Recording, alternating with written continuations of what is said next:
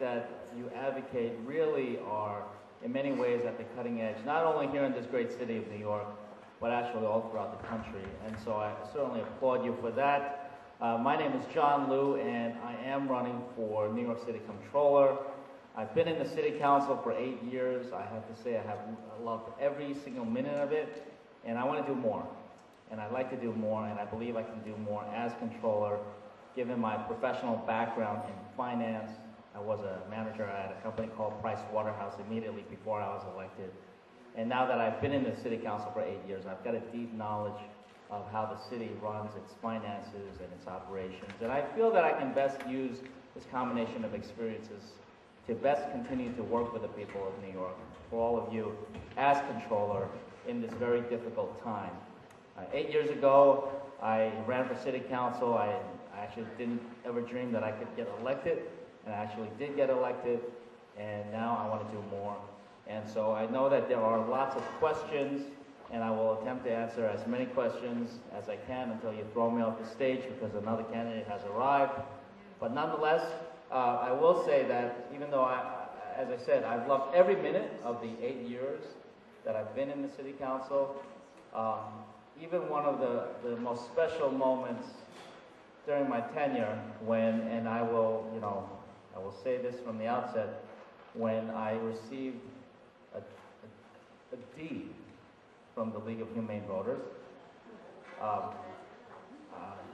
Quite honestly, I had never received a D before in my life. And, John Phillips, I remember him breaking the news to me, and I was kind of shocked for a bit. 3 years later, I'm still shocked. And so I tried my best to improve my grade. And I just saw my grade just now in the magazine.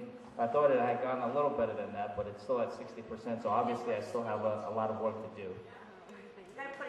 All right, so I'm sure I will hear from you. I'm giving the time cue, so please let's hear it. I think I look forward to an exchange that I think will be educational for me on my part, and certainly I hope that you will consider me as well for City Controller. Please, hi there. Fire on.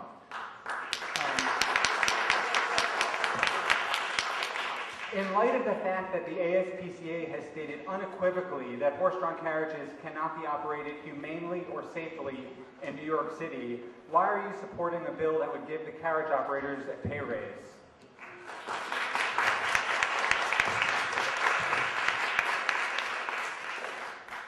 I know that that's certainly a key issue for this organization and for many New Yorkers across the city. And I have stated to the ASPCA and to representatives of your organization that it is not a position that I yet support to totally ban this activity that has been a part of New York City for a long, long time.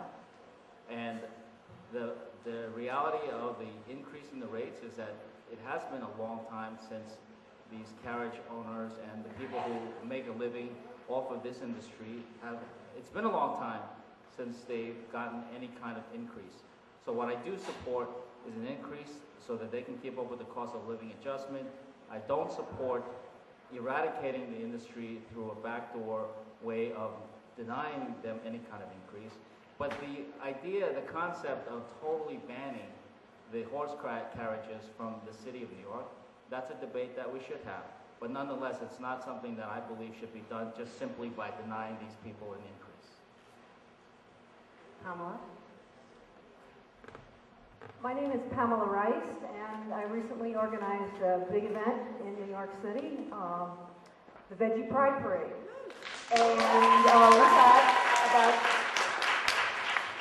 we had easily 1,000 people in the park. We had about 800 people in our parade, and we would have had more if it wasn't threatening rain. I would like to invite you to speak at our Veggie Pride Parade next year. And I did send off an invitation, maybe you didn't get it, but for this particular year. And vegetarians are going to have some political power coming off going forward. We'd like to get vegetarian activism. There are more vegetarians in the United States than there are members of the NRA. So if we organize politically, we will be easily a political force to be reckoned with in New York. So we need to get a couple, maybe 80 or 100,000 more members in the state. So everybody should help us with that. Well, A lot of these issues are not local issues. I understand. They're big, broad issues, but I welcome you to come, and I want to ask you if you would like to come next year. thank you. In all honesty, I do not recall receiving the invitation, but I certainly would be very open to participating. And John, no offense, but comparing what this group does to the NRA, it doesn't do a single thing for me. But thank you. And I do recognize that there are a growing number of vegetarians. I happen to represent a fair number of vegetarians in my area in Queens, where for a lot of reasons, including reasons of their faith, they are vegetarians. And so I certainly understand a lot of different reasons that people are vegetarians. The Department of Mental Health and Hygiene is charged with, among other things, handling so-called dangerous dog cases. And these are cases that arise when an animal is accused of attacking, biting, or sometimes it could be as innocuous as jumping on someone. I'm a lawyer. I represent animals and the people who have them. This department is woefully inadequate. It doesn't follow state law. It doesn't follow the city law. It has no procedures in place to ensure due process for dogs to determine what happened and whether or not they should be put down. And what happens oftentimes is people are strong-armed into putting their animals down when there's no cause for it under the law. What is Comptroller can or will you do about that? Thank you.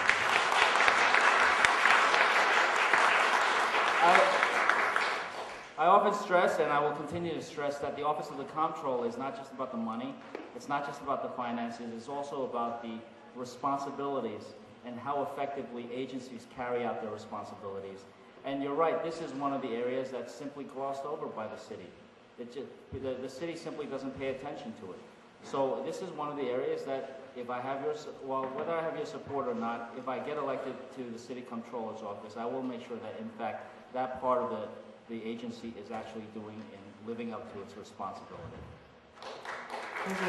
Final. That's it? Triple final question, because it's the final question.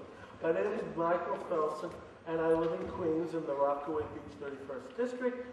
And I just want to know, does the Comptroller, controls the city's purse strings, but does the Comptroller, this is like a technical, procedural question, make funds available, can create funding mechanisms for this spay-neutering program, for humane education in the elementary schools, for all the issues that this very good, well put out booklet of all the bills that are currently in City Council, would put them forward.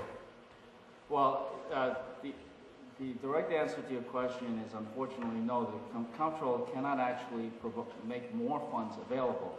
But what the Comptroller can do, and what I certainly will do, is demand that agencies do more with what they have, with their budget allocations. And that includes examining the processes by which these agencies do their work to make sure that they, in fact, are carrying their responsibility out to the fullest and to the most efficient, so that they can do more within the budget that's allocated to them by agreement with the mayor and the city council. So that's the budgeting process. But the Comptroller certainly has a great deal to do with regard to making things more efficient and making sure that these agencies are, in fact, living up to their mandates.